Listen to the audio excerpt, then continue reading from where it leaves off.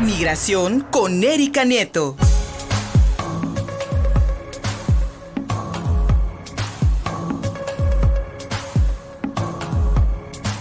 Mi querida Erika Nieto, cada martes con nosotros, bienvenida amiga. Hoy para que hablemos de este informe de WOLA, esta organización que coloca a México como uno de los países con mayor recepción de solicitudes de refugio político a nivel mundial. Mi querida Erika, un informe que pues pone mucho en entredicho una vez más la política migratoria del actual gobierno, que pues se enfrenta otra vez con los Estados Unidos, en especial con el presidente demócrata Joe Biden, con este desaire a la no presencia del presidente López Obrador en la Cumbre de las Américas. Mi querida Erika, buenos días. Hola Luis, ¿cómo estás? Muy buenos días a todo el auditorio de Contigo Puebla. Y no es que estas 130,000 personas migrantes quieran vivir en México. Lo que ocurre es que, pues, México, pues, es un paso obligado rumbo a Estados Unidos. Y recordemos que ya desde el gobierno de Donald Trump se impuso este candado a través del cual Donald Trump decía engañosamente que tenían que registrarse y pedir refugio primero en un tercer país, que era esta política del tercer país seguro, y entonces ya llegar a Estados Unidos, lo que era verdaderamente una trampa, porque entonces en cuanto ellos llegaban a Estados Unidos a solicitar refugio, lo que les decían era que si ya habían pedido refugio en el país anterior, entonces allá se hubieran quedado. Ujú. Pero bueno, exactamente, este reciente estudio de la organización WOLA, que es la Oficina de Washington para América Latina, asegura que México se encuentra entre los primeros lugares a nivel mundial en recibir esta mayor cantidad de solicitudes de refugio en el último año. Y estamos hablando de, pues a comparación de países, por ejemplo, en el Mediterráneo, de Europa, donde la situación migratoria también está bastante complicada, pues en 2021 México recibió hasta más de 130,000 solicitudes de refugio, todas estas, la mayoría de ellas registradas en la ciudad de Tapachula, en Chiapas, que por cierto, Luis, ya los migrantes han nombrado a Tapachula como la ciudad cárcel por ser el lugar donde se quedan atrapados, ya sea en un centro de detención o en espera de los documentos para continuar con su trayecto. Este es un informe de investigación muy amplio, es muy interesante, pero también es muy revelador y está denominado como Luchando por Sobrevivir y que fue elaborado por Stephanie Brewer, Leslie Tejada y Maureen Meyer de la Oficina de Washington en Latinoamérica, WOLA, como bien lo mencionaste, por sus siglas en inglés, y que explica que estas cifras pues están superando hasta en 100 veces a las solicitudes recibidas en 2013, apenas hace 8 años, Luis.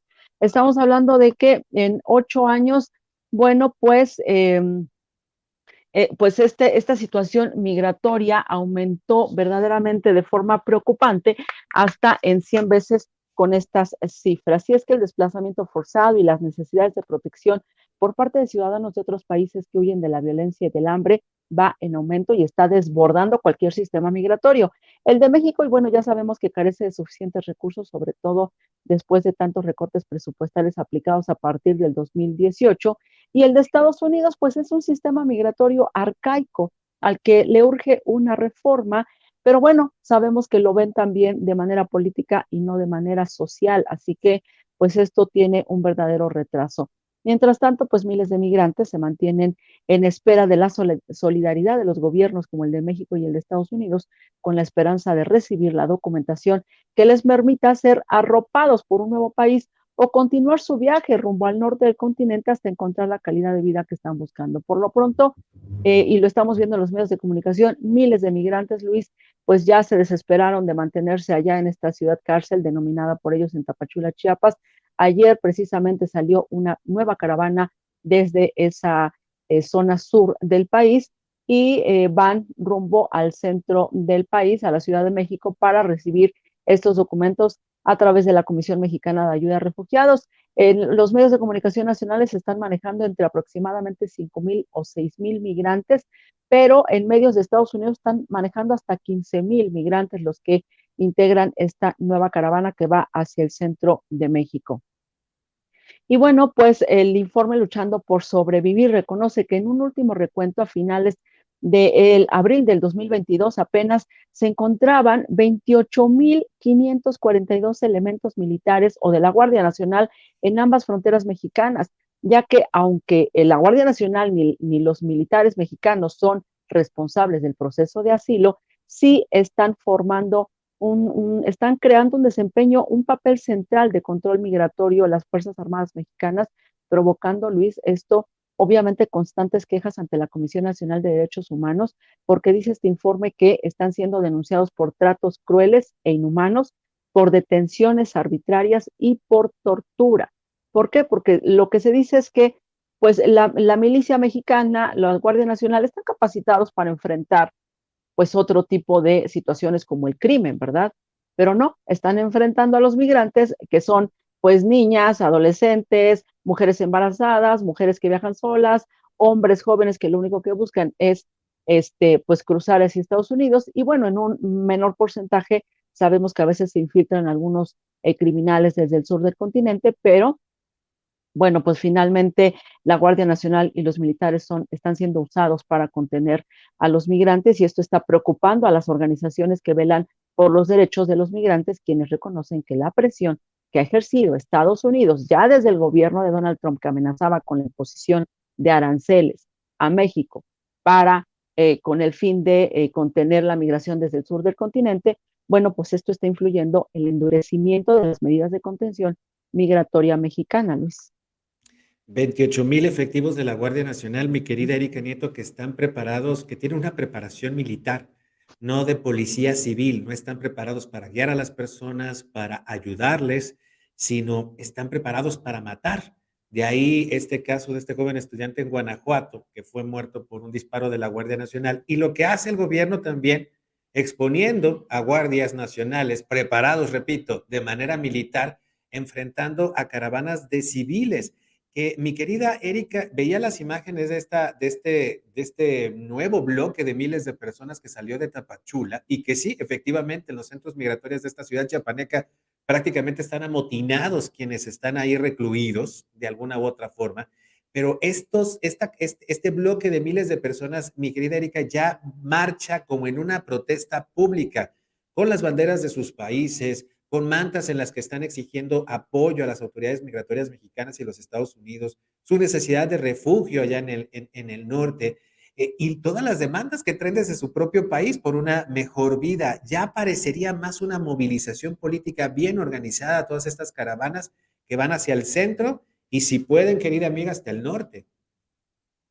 Así es, Luis. De hecho, los motines se están dando no solamente en el sur del país, en esta zona como Tapachula o Tabasco, también en el norte de la República, Mira. en esta zona de Tijuana, Tamaulipas, donde pues los centros de detención, los albergues que están ahí instalados por parte de organizaciones internacionales defensoras de derechos de migrantes, pues ya están colapsados, ya no pueden más.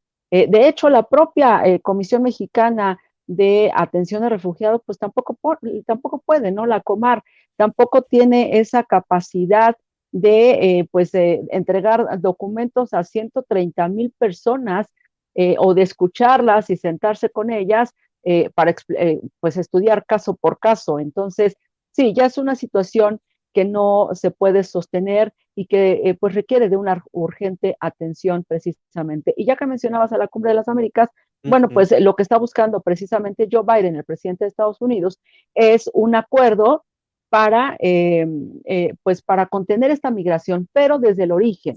Joe Biden, Alejandro N. Mayorkas, que es su secretario de Seguridad Interna, han dicho una y otra vez que esto se tiene que resolver desde el origen, que la gente no se vea obligada a salir de sus países, que en sus países tengan empleo, que en sus países tengan seguridad, que en sus países vivan con tranquilidad para que nadie tenga la necesidad, como diría el propio Andrés Manuel López Obrador, presidente de México, en su campaña, que migren por gusto, pero no por necesidad. Bueno, pues esto se tendría que estar platicando en una mesa Exacto. allá en Estados Unidos en la Cumbre de las Américas. Pero bueno, pues el presidente mexicano, Andrés Manuel López Obrador, pues puso en sus prioridades, pues ser solidario con países que marcadamente tienen un gobierno dictatorial, una tiranía como Venezuela, como Nicaragua o como Cuba, y no asistir a las pláticas para temas fundamentales.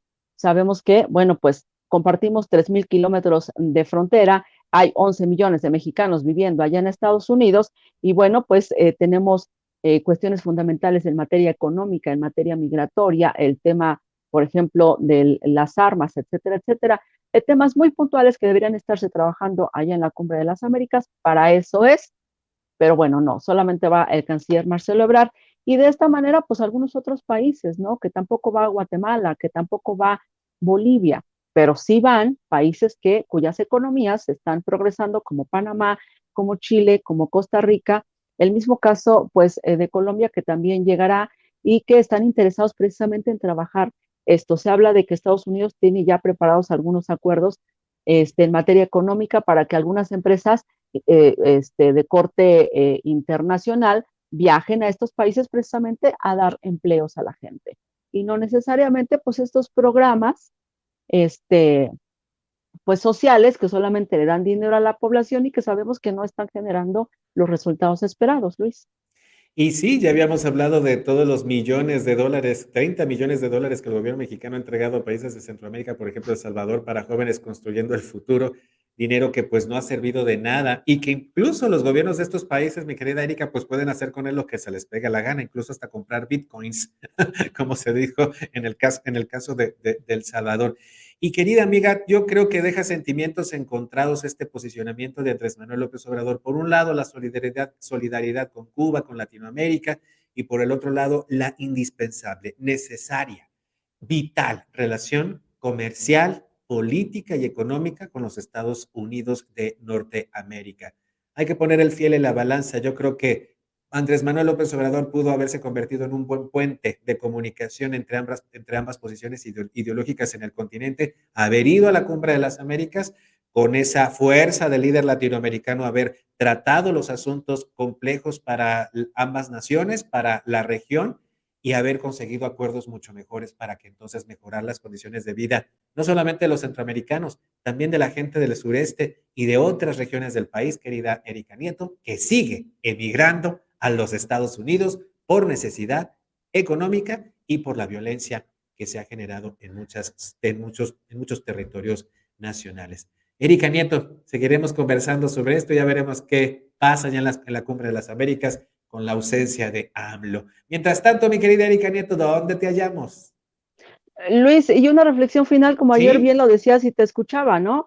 ¿De qué lado queremos estar? ¿Del lado de Cuba, Venezuela o Nicaragua o de un país que, pues ahí está claramente como uno de los líderes a nivel mundial en progreso económico? Entonces, bueno, pues también, bien dices, hay que ponerlo en la balanza. Pero mientras tanto pueden leer esta columna en la página de municipiospuebla.mx, también estamos por ahí.